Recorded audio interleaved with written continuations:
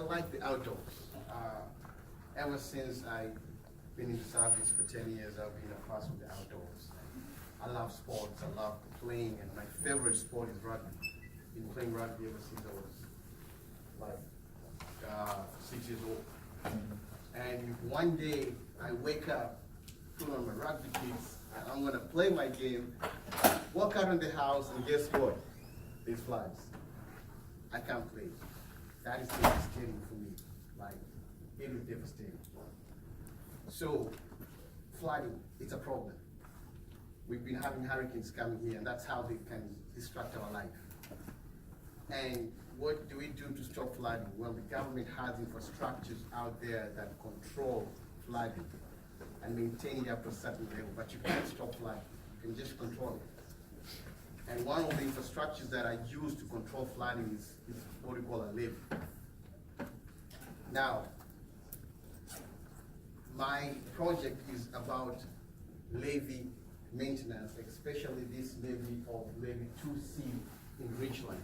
With the help of the U.S. Army Corps of Engineers that I work for, we were able to do an inspection of this levee and found out that this levee needed maintenance because there was so much vegetation on the landward side of this levee. And if rain comes in a bad day, half of Richland will be on a flood. Like, this is something really has to be done.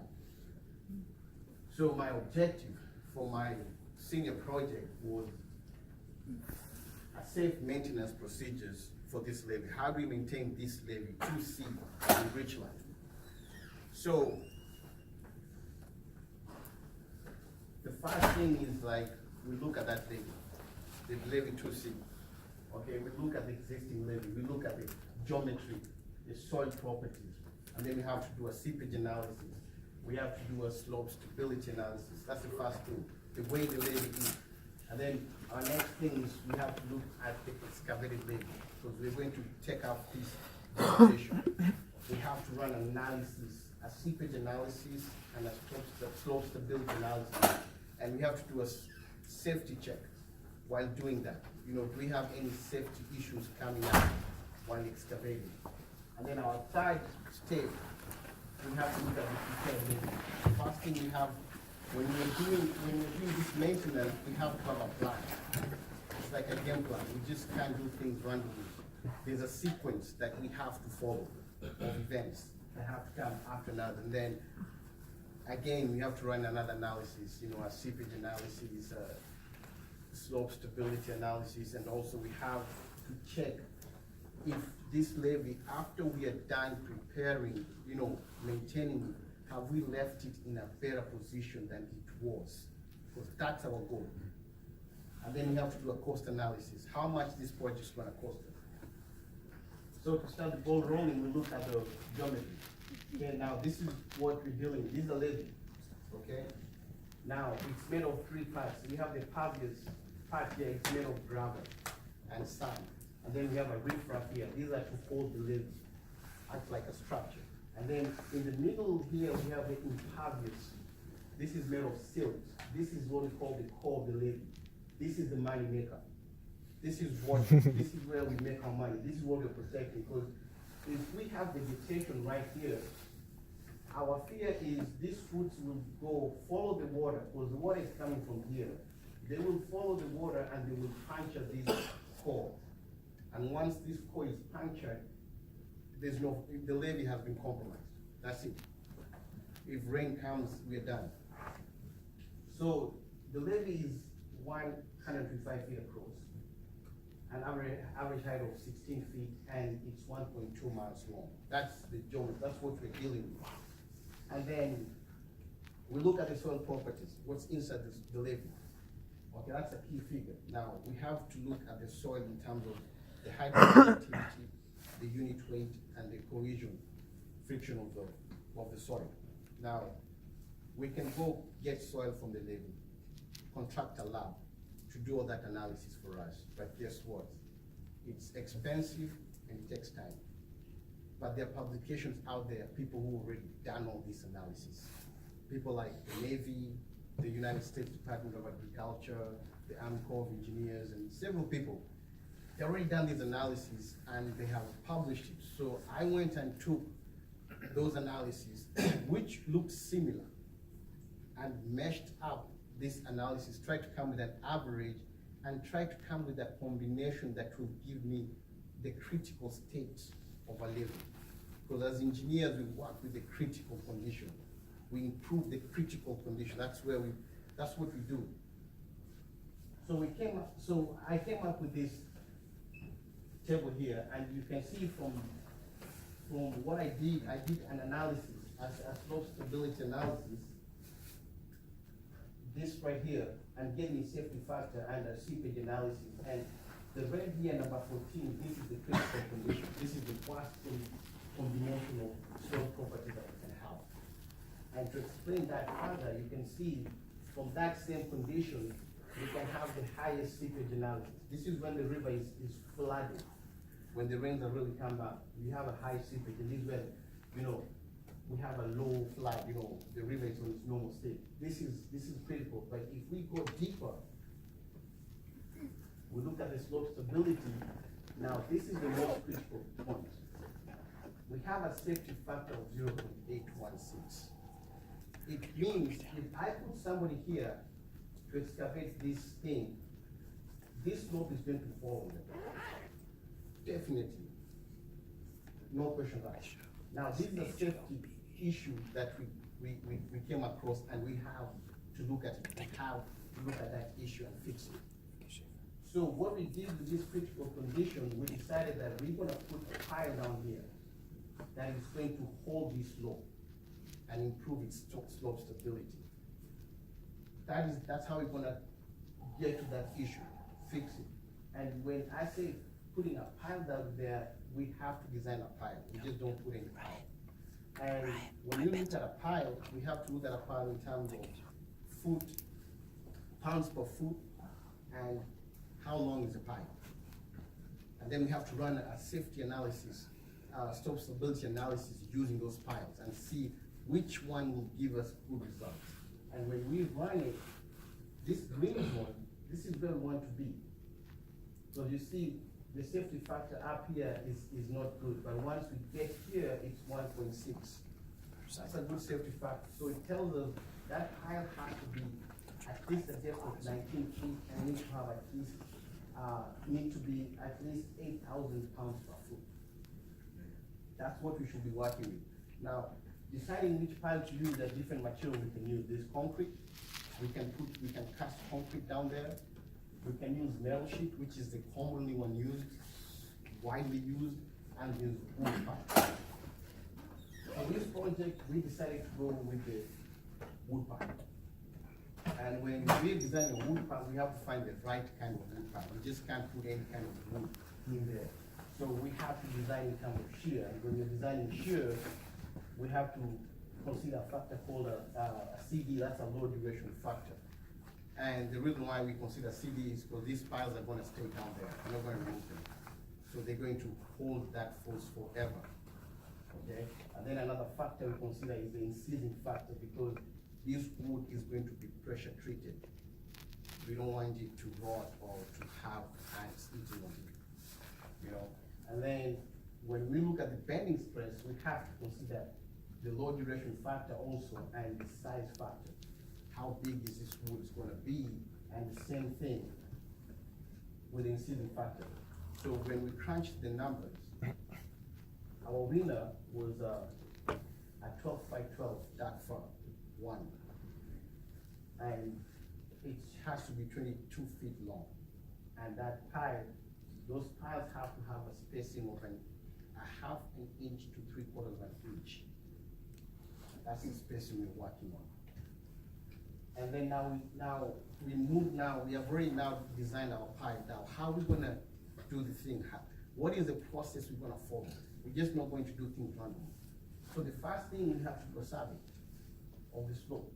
And we have to establish a start point, end point. We have to define, the toe of the embankment, and then we have to take our first pile, which has to be 15 feet eastwards from the toe.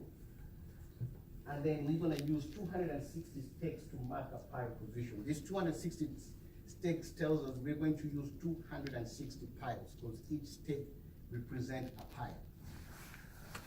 So it's one, remember, our levee is 1.2 miles long.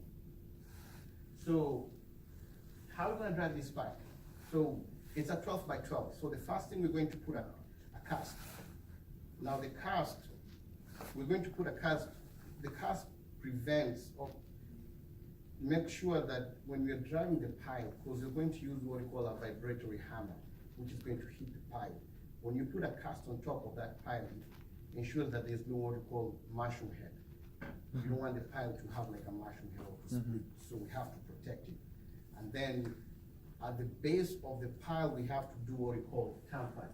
We have to tamper it like a pencil. You know, we have to sharpen it because we are driving this thing inside. And each and every pile has to be logged. Each and every pile we have to log it in terms of how long did it take, did we get any kind of resistance, how much force did we use, you know, we have to log each and every pile. And then we have now to do the excavation. Now we have put our pipes. Now we have to excavate, because now we are certain the slope will not fall. Now we can start the excavation. The first thing is, of course, you have to put a cordon fence, you know, safety, again. We don't want people running into places where people are working, and then we have to remove the soil, and we have to go 5 feet deep on that slope and scoop it out. And once we scoop it out, that material has to be taken to a designated area. But we're not bringing that material back there, because we're gonna do something else. We have to improve the situation this way. We have to make this better than it was. So once we finished that, now we have to run a soil stability, and it was improved because when we removed that material, what we did, we're going to put a slab, a concrete slab, all along. And this is gonna act like a sort of a recreation facility, you know, where people can walk, jog, take a stroll, you know, and that improved the slope stability of that levee to a point that when I ran it on geoslope, it was so good that the software didn't give me a result, because it only gives you a result from 0.0001 to 2.5. Once the safety factor is more than 2.5, the system doesn't do anything. It just tells you it's good. And then our seepage had reduced. Now we're at 4. It reduced by almost 60%. Okay? But one thing you guys have to understand is that you can't stop seepage. You have to let it happen. You cannot stop seepage, because you don't want to have a bad pressure. Okay? You have to let that water drain out. And to enhance the drainage, we have to design a drain pipe here. So when this goes, remember here, we'll have a concrete slab here. So we want this water, when it comes down here, it goes to this drain pipe, and then it's pumped out. It goes, keeps this thing, we want to keep this thing as dry as we can. Yeah. As dry as we can. So, in summary, what we just did, we look at the current levee, it's safe but need a requirement. Prevention is better than cure. We saw this is gonna happen, let's prevent it from happening, okay? And then we had to use 260 piles to hinder slopes, you know, to maintain our slope stability. And then the last thing, you know, for a long time in Aspen, we had to use a drain pipe to pump that water out. And then for future questions, after we have done all this, we're gonna ask ourselves, what is the environmental impact? Because this project, especially such project of civil engineering, we always tamper with the environment. We can't avoid it.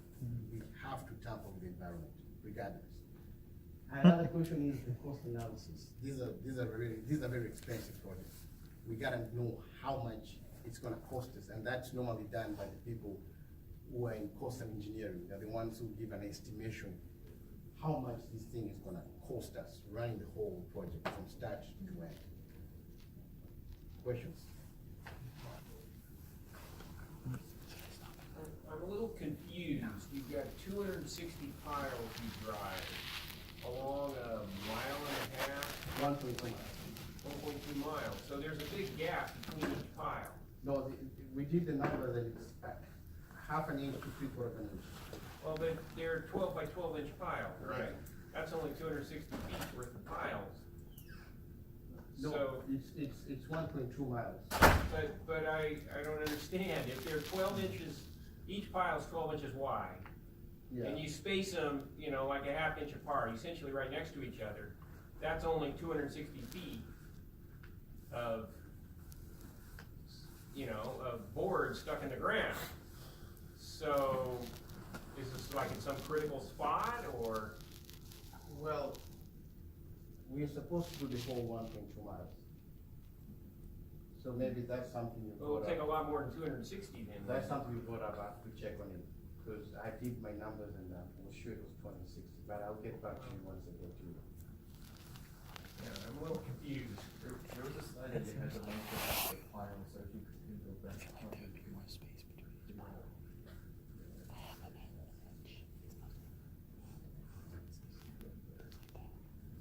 Well, You mentioned. Do that though, would only add Right there, right there. 130 feet. So you'd have 400 feet. 22 feet long. Yeah, but that's how far it sticks into the You ground. need Yeah, that's fine, that's long. 5,280 Yeah. plus 6,000. That's how long it is. I'm not sure how piles work, so.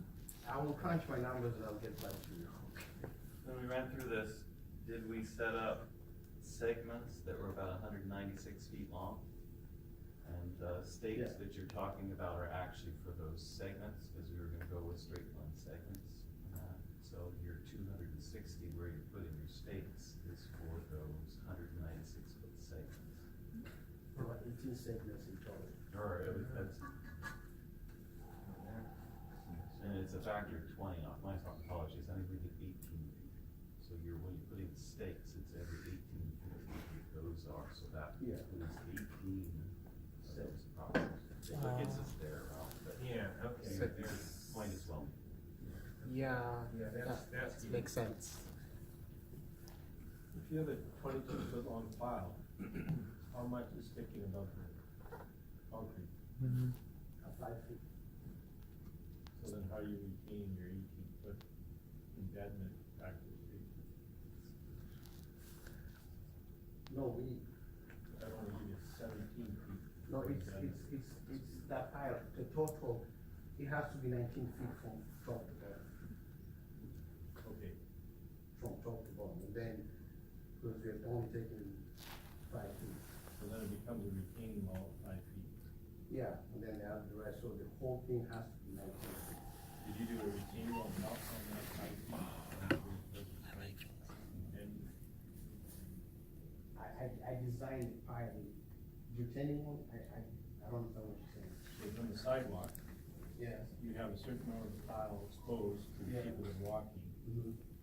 Your analysis takes care of the slope stability on the upside of the pile, but on the downside of the pile, the sidewalk side of the pile, those piles are now acting as retaining wall. Yeah, Did you do any checks on the structural capability of those piles as a 5-foot retaining wall? yeah, they're still gonna hold. Did you do any calcs on this? Once we figure out that this thing has a safety factor of 1.6, But that's for soil stability in the ground, yeah, and it still acts as a retaining wall, yeah, but you didn't do that check. I'll look at that. No. Didn't you sit in Dr. Yaw's office and look at a free body diagram of Yeah. the file? So the answer is? Yes. Retaining wall check, good job.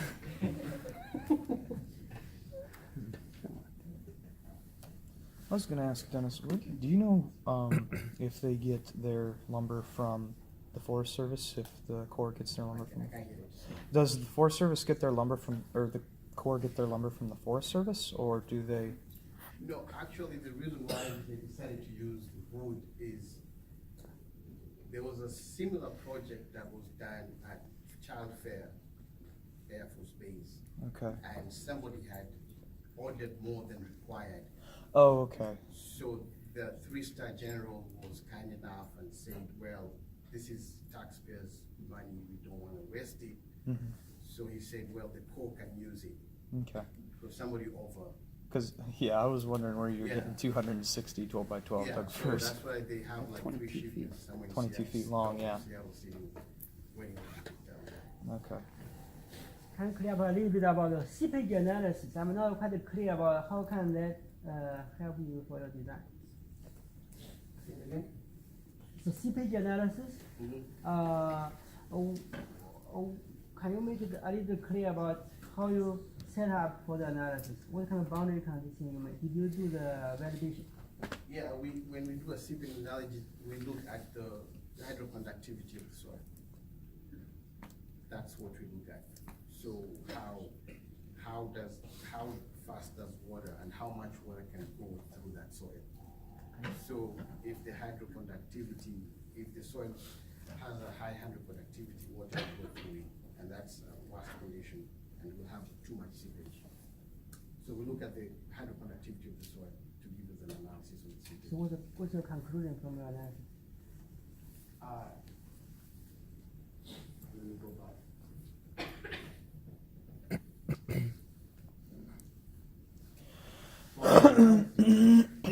This is the worst situation. When you have this hydroconductivity, the K value, it will give you the worst